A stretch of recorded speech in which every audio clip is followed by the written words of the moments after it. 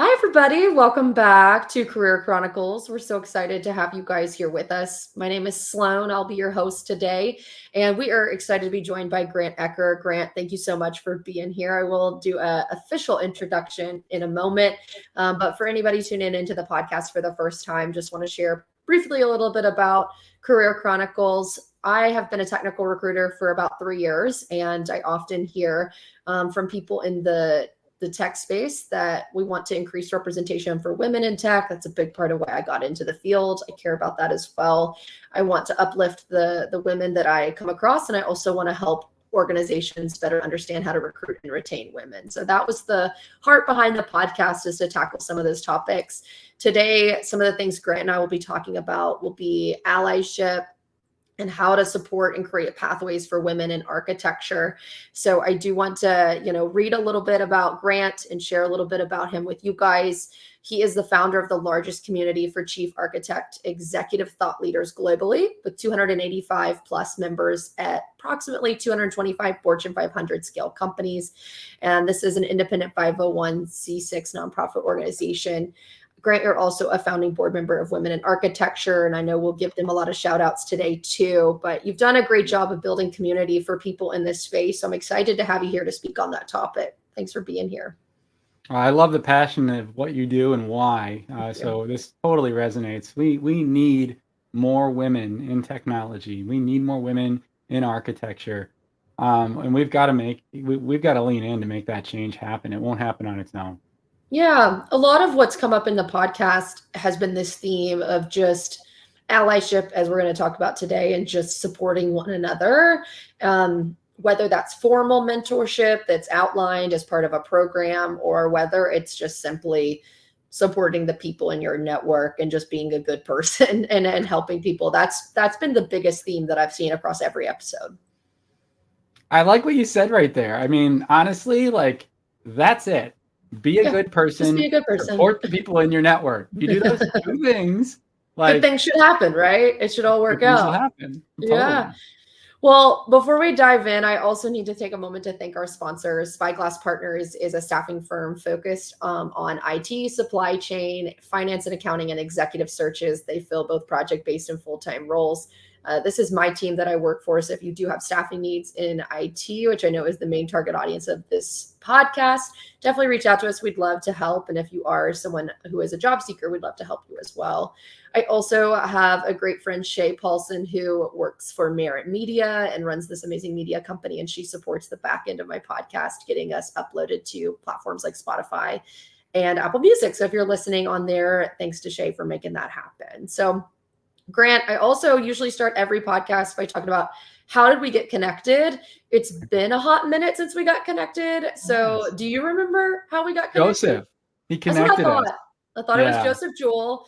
Joseph and I go back to our previous company. We've worked together at 2 different places, and we both came over to Spyglass together. If you don't follow Joseph Jewell, you should. Joseph is a recruiter that codes, and he has a number of certifications and masters in information and computer science, all that good stuff. So he's brilliant and just can really, speak the technical language and sort of be that bridge between job seekers and technical folks. So he's great. What's the sign behind him? All the nerdy things or something like that? That's awesome. All things nerdy. He hosts a podcast called All Things Nerdy. He hosts 2 podcasts, actually. So one is All Things Nerdy, which he brings on a guest who gets to speak on a topic that they can nerd out about. So I know people have come on and talked about, like, one of the episodes I watched, someone came on and talked about the products at the nail salon. So like different gel nail polishes, and just went all in on the science behind all of that and the different colors and the process. Some people go on and talk about certain video games. It just depends on whatever your passion topic is. And so people will come on and just nerd out. And Joseph and his co-host Nate, they get to just really learn and just be, it could be a topic they've never heard about. So it's fun.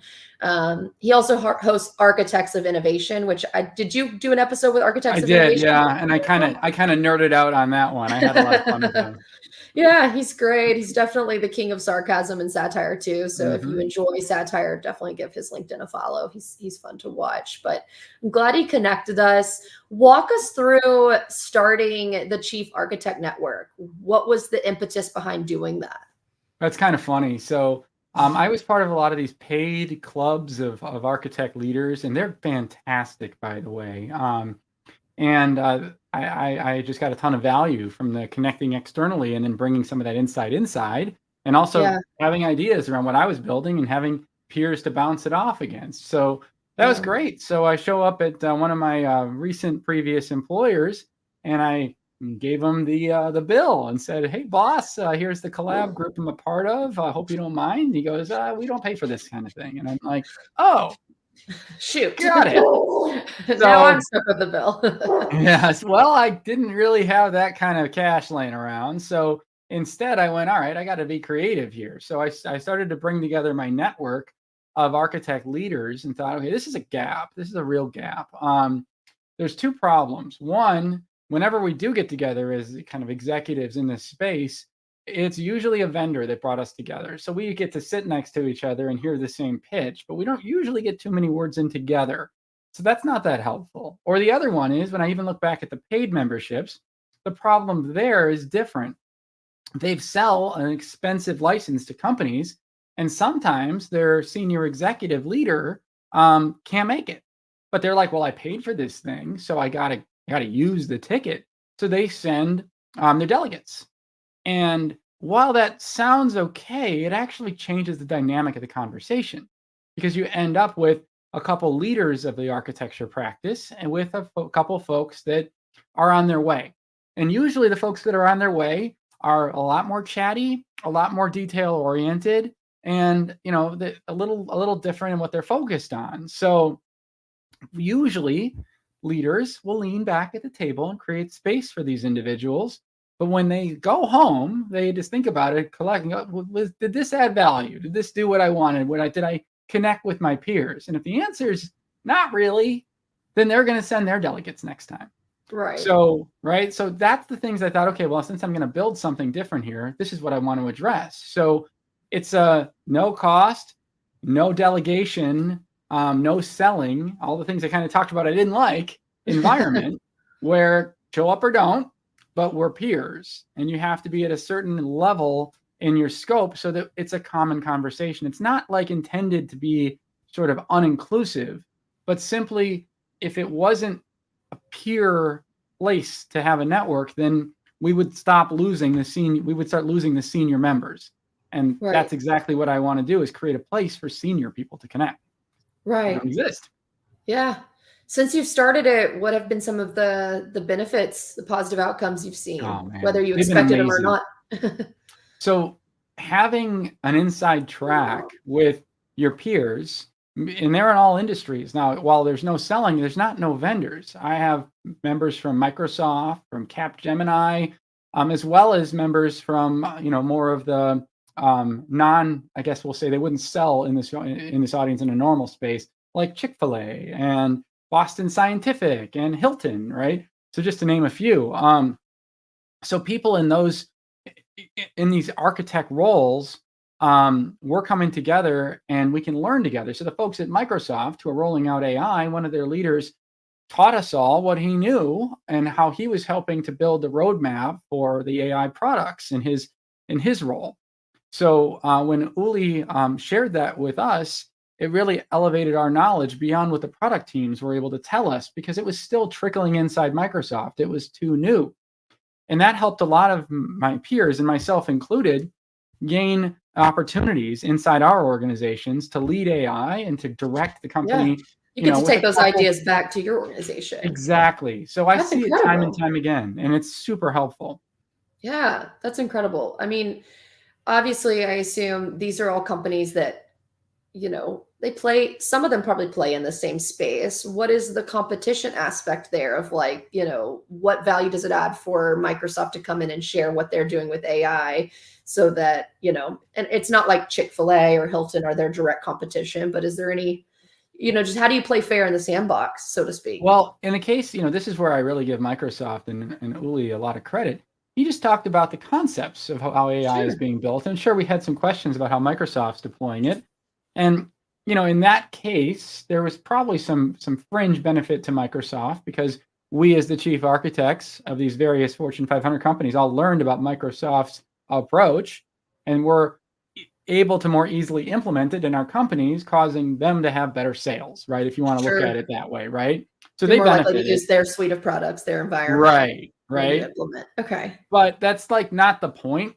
You're The right. actual right, the actual value was sharing knowledge around how we should be thinking about these concepts and how we should be directing our companies. And that's where our members do such a good job of saying, sure, this is how we're doing it, but really this is the things to think about.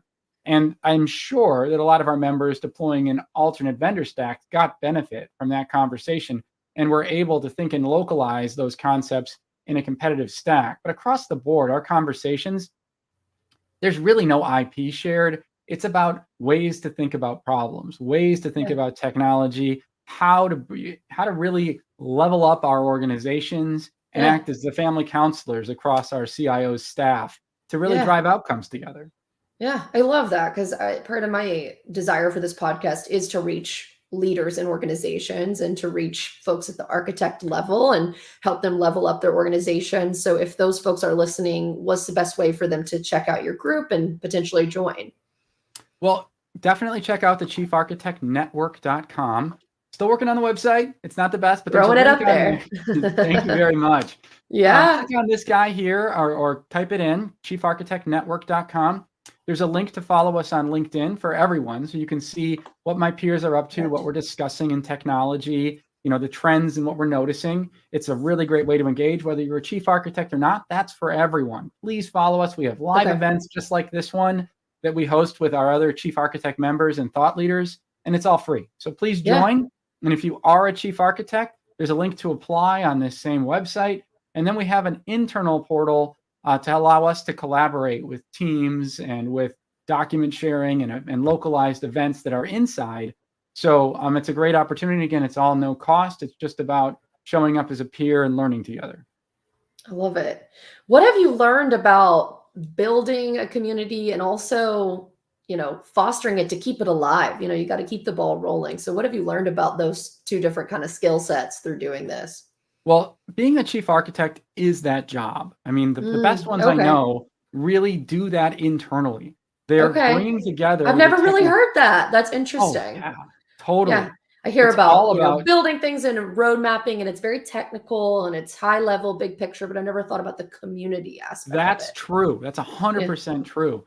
And in order to do that work and have it stick in an organization, it can't be me in a room by myself drawing a Right. roadmap, right? Yeah. I need to engage the domain leaders. I need domain-driven design. I need their engagement. So the best way to build their engagement is to build trust and to build collaboration before I need their help, right? It's actually the same thing I'm doing externally, internally. Sure. So that's Flexing the the job I've same been doing for muscles both same places. So muscle. this goes hand in hand. So this is Ex- not it's not detracting from your 9 to 5 work, for you to step out and build this community. It almost just all feeds itself, which is great. Except for that last part. It definitely is I have yet another pool of people to connect, and it doesn't happen on its own. It's just the skills are transferable. Sure. So So, it's right? another full-time job on top of your full-time job, which Yeah, is how kind these of. things go. But that's where it's so great that it's a nonprofit and a volunteer Sure. organization, because I have volunteers that lead cities and volunteers Oh, that lead cool. topics. So the idea is I put a common platform together that allows us all to contribute a little to get a lot. Because if Sure. it's all one person trying to make this work, it's unsustainable. But Yeah. when it's a network of networks, then it's kind of like, hey, we have one event a quarter for cloud or one event a month for AI. That's not too much to run. But Right. when you now are a member and have access to a cloud, an AI, a governance, sort of a delivery excellence, et cetera, right? Sustainability, as these different groups kind of take hold, now you have all of these offerings of like 300 members. So if 20 join any one event, there's enough there for value. But everyone has so much choice in what they want to Yeah. learn about and who they want to engage with. Yeah, that's a huge value add for the people that are choosing to be a part of it. It makes sense why been able to, build and sustain this community. Are you guys? It sounds like it's national. It's widespread. Folks are all over. Are you guys getting together mostly virtually, or are you doing some in-person events too? It's actually international, believe it or not. Oh, nice. Yeah, we're in Europe. We have folks in India, some folks in Oh, Australia. Yeah, and even South Africa. We're growing a couple members that's there. I'd awesome. love to break into Asia. If you're listening from Asia, please join us. We don't have anyone yet in.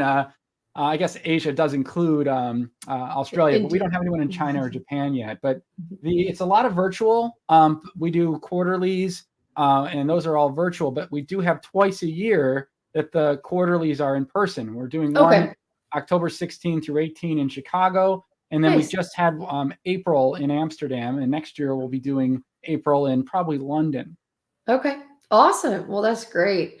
I want to dig in a little bit on the women in architecture piece. I Yeah. know we've talked about this a little bit offline, but want to have the conversation here. How have you created pathways for women in the profession?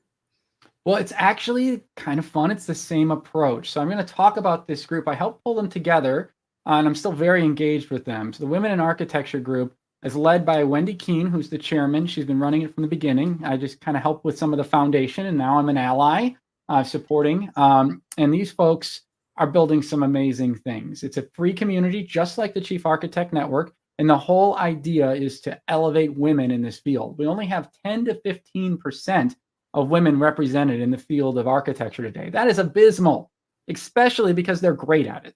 Are you saying like of the people that are in architecture, 10 to 15% are women? Yeah. That's Yeah. correct. We need That's to abysmal. get it up. So get it up, get it up. That's exactly right. So Yeah. how do we change that? Well, I Yeah. think we change that by allyship of the right of the 85% to Mhm. look and create opportunities for women to step into these positions and step into these opportunities. And that's creating side assignments that bring them into the community, right? As we sit in leadership roles, and eventually opportunities to shift into full-time roles with this. Usually just taking kind of the periphery, the extra credit work that they have capacity for, and seeing if it can align to being a little broader, bringing a little bit more technology agnostic, and widening their scope and their viewpoint, so that these women have a chance to sort of collaborate in that broader architecture space. And that's Yeah. how we widen all people. But Sure, we would work we across any field, but so right. what you're saying is, you might have a set of your own responsibilities. You identify, someone who's not quite at the architect level yet, give them some projects to sort of get their feet wet and help bring them along. And is that something you've done in previous organizations? Absolutely. That's Absolutely. awesome. Yeah, and I think that's super important. And what we can do as allies to make that happen. And then the Women in Architecture that you see the link, please do go, is a place where these folks come together, just like the Chief Architect Network, to have conversations, to support each other. Yeah. There's also a LinkedIn group for the Women of Architecture, or Women in Architecture, where they'll repost jobs that are out there and Oh, other great. opportunities. So it's a great way to find mentors, and find inspirational figures. Like there's a lot of my peers in the Chief Architect Network. Unfortunately, it's still around the 10 to 15% mark that are women in that role. But those are leaders that have the ability to kind of inspire other women and say, Yeah. look, I'm here, you can be there too. Wendy Keene Yeah. is one of the forefront, if not the forefront. I would say she's the forefront of thinking in our industry for business architecture. And what an inspiration. I mean, Yeah. there's absolutely no limit to what women can achieve, from Jeannie Ross to Wendy. We just need more people interested, more people following the path, and we'll have more Wendy's and Jeannies. Yeah. Well, it's awesome because something I hear from the women I've interviewed on this podcast, I like to usually ask them when or where have they felt most empowered as women. And a lot of answers that I've heard have been the first time I got to attend a women in tech type conference or event where everyone in the room was a woman in tech. And so I can imagine for people attending events with the Women in Architecture group, just that feeling of empowerment. I can do this. I'm seen. I'm understood. That's an incredibly powerful feeling. So groups like this are incredibly important if we want to create more pathways for women to not only reach, this profession, but to stay in it. I can imagine, it would be easy to want to leave if you're not seeing yourself represented or not feeling supported by the folks at your organization. If you're the only woman sitting on that Exactly. leadership team, that can be incredibly difficult, I'm sure. And this is a place where we talked earlier about being a friend, caring. Yeah. And it's right. So I look at some of the network members that are women on their way up, and where I can provide value to them. Either this is a trick I've used in the past, or if they're looking for a mentor, I'm always willing to step into those types of roles. And I also have women that are my mentor, Yeah. as well. But I think, as I'm trying to make that difference in our industry, I want to give the people around me, that are women, the opportunities that I can provide, whether that's a Yeah. stretch assignment inside the building I'm in, or it's an external mentorship with somebody who's trying to grow to their next altitude in our same career. That's where I can step in. And as I do that, I end up creating somebody who can mentor someone else, right? Yeah. And continue that virtuous cycle. Yeah. Yeah. I know we've talked a lot about the importance of allyship and sponsorship and helping people achieve career growth. I've got my recruiter hat on. I think a lot about recruitment and hiring and sort of the start of that pipeline for people. What role do you think hiring managers play in all of this, in, welcoming, they're the first, I guess, gatekeepers of a job opening. And so what role do they play in welcoming and creating opportunities for women in architecture, in your opinion? Before they're a hiring manager, right? When Mm, you have the job posted, well, okay, it's too late. Now you've got to hire the best candidate in the pipeline. So mm, great, good. Like that job, take a candidate pool, hire. You're required by law to hire the best candidate for the job. So if you are a hiring manager, your job is to make sure you've invested in talent to be ready for that point. So you mhm. already have a queue of attracted, and qualified candidates, Yeah, that are ready to take a role when you have one. So your yeah, job is really to be sort of, preparing your network and building proactive conversations with the people you would love to have join your team. And hopefully a lot of those folks are women. yeah. And How where does you one make do that as like that sort of proactive networking and recruitment as a hiring manager? Is it joining groups like join either, WIA, yeah, right? join Like WIA, be an be an ally in ally, WIA, start getting to know people and saying, who could I recruit down the road to join my team at the architect level? right. In the Chief Architect Network, we're Yeah, all executive leaders, but we're at all levels. yeah, I definitely know several people in that group I would love to yeah, work for me, work as peers, and I invest in that because yeah. that's something that, I can do from my space. Is I can choose to curate those relationships, and there's high value. There's high It all value comes here. back to networking. It seems that is or just being a good person and building relationships, which is the keys to networking if you're You going could to have do it in a disconnected 10 non-sleazy way. seconds into this conversation because those are it. If you do those Yeah. two things, Yeah. you are going to make this purpose come to life. Yeah. And the rest will fall into place. It's like, you can do everything else you can mess up or not do right. But if you just go about life trying to be a decent human being, treat others with respect, you will make an impact, I think. So just try to use those as your basis for making decisions. I'm keeping an eye on time. Is there anything else you wanted to add that I haven't asked you about the Chief Architect Network or anything else you want to add before I ask you a I closing would love question? to jump into a little bit of what I call career plinko. I think you know what I'm about Yes. to share. Can we talk about that a Yes. little? Yes, please. Okay, so career plinko is something that I think is really important, regardless of what field you're in. And the concept is we're all playing plinko. We're a puck going down one of those pegboards, right? And at the bottom is jobs or outcomes that we want, right? So the question I have for everyone watching today is, how are you using the gravity that your plinko puck has to your advantage? You've got your core puck, and that is really the core responsibilities you have in the jobs that you have today, the responsibilities you have today. But that's not all the time you have in the world. That puck is surrounded by a little bit of extra ovular shape that you have power over. That could be anywhere in your job between, in some cases, 50%, in some of the more executive roles, and some smaller capacity, you might only have 10%, but you have some gravity, some leeway in what you do. How are you using that extra oval of energy to lean you towards the pegboard you want at the bottom, right? The outcome you want at the bottom of the Plinko machine. So just like I mentioned, creating stretch opportunities for people as a leader, it's actually the person that is in their pegboard using their oval to take that opportunity, to seek that opportunity.